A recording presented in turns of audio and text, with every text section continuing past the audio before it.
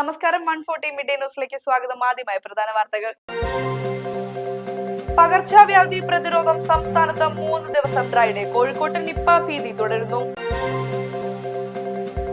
മുന്നിൽ പുതുയുഗ കേരളം. വി.ഡി. സതീശൻ സർക്കാരിന്റെ ആദ്യ ബജറ്റ് പ്രഖ്യാപിച്ചു. ഗവിയിലെ അങ്കണവാടി ജീവനക്കാരുടെ കൊലപാതകം പ്രതി വിനോദ് പിടിയിൽ. പോസ്റ്റ്മോർട്ടം ഇന്ന് കോട്ടയത്ത്.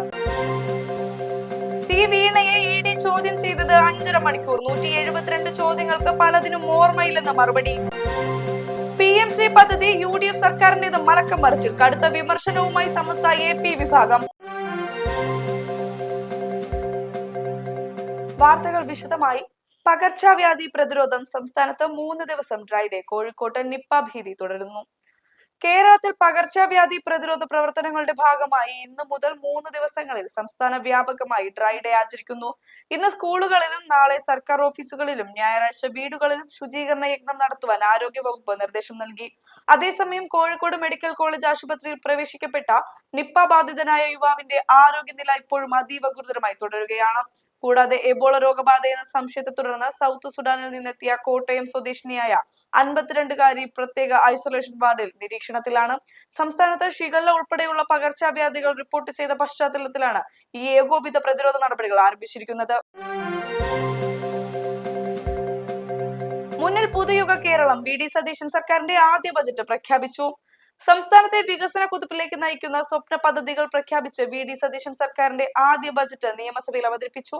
ധനകാര്യ ധവളപത്രത്തിലെ കണക്കുകൾ ഉദ്ധരിച്ചുകൊണ്ട് ആരംഭിച്ച ബജറ്റ് പ്രസംഗത്തിൽ കിഫ്ബിക്കെതിരെ കടുത്ത വിമർശനം ഉന്നയിച്ച മുഖ്യമന്ത്രി കിഫ്ബി പദ്ധതികൾക്ക് ഫണ്ട് കണ്ടെത്തേണ്ട ബാധ്യതയുണ്ടെന്ന് വ്യക്തമാക്കി.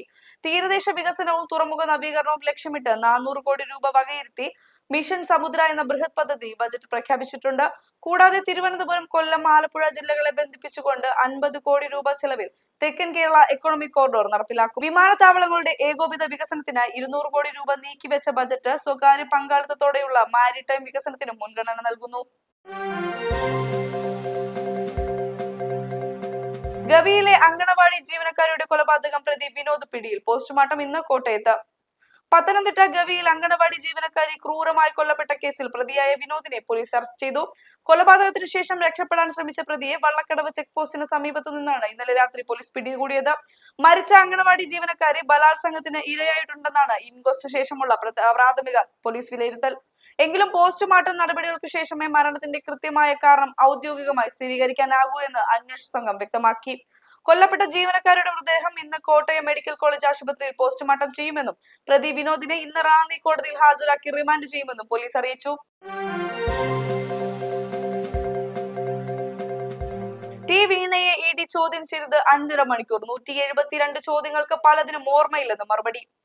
CMRL എക്സാലോജിക് സാമ്പത്തിക ഇടപാടുമായി ബന്ധപ്പെട്ട് മുൻ മുഖ്യമന്ത്രി പിണറായി വിജയന്റെ മകൾ ടി വീണയെ എൻഫോഴ്സ്മെന്റ് ഡയറക്ടറേറ്റ് കൊച്ചിയിൽ ചോദ്യം ചെയ്തു. ആദായ നികുതി വകുപ്പ്, SFIO എന്നിവരുടെ കണ്ടെത്തലുകളുടെ അടിസ്ഥാനത്തിൽ തയ്യാറാക്കിയ 172 ചോദ്യങ്ങളാണ് ചോദ്യം ചെയ്യലിൽ ഉന്നയിക്കപ്പെട്ടത്.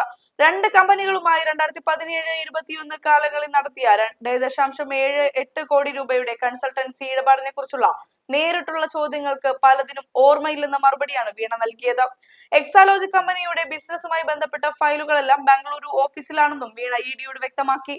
വീണയുടെ മറുപടികൾക്ക് പുറമെ CMRL ഉടമകളായ ശശിധരൻ കർത്തയുടെ ഭാര്യ ജയ, മകൾ ഷിബി എന്നിവരുടെ മൊഴികളും വരും ദിവസങ്ങളിൽ കേസിൽ നിർണായകമാകും.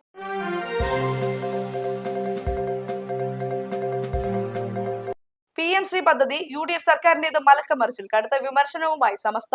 കേന്ദ്ര സർക്കാരിന്റെ PM ശ്രീ പദ്ധതിയുമായി മുന്നോട്ട് പോകാനുള്ള സംസ്ഥാന UDF സർക്കാരിന്റെ തീരുമാനം കേരളത്തിന്റെ പൊതുവിദ്യാഭ്യാസ പൈതൃകത്തെയും മതേതര താല്പര്യങ്ങളെയും അട്ടിമറിക്കുന്നതാണെന്ന് സമസ്ത AP വിഭാഗം മുഖപത്രമായ സിറാജ് എഡിറ്റോറിയലിലൂടെ കുറ്റപ്പെടുത്തി.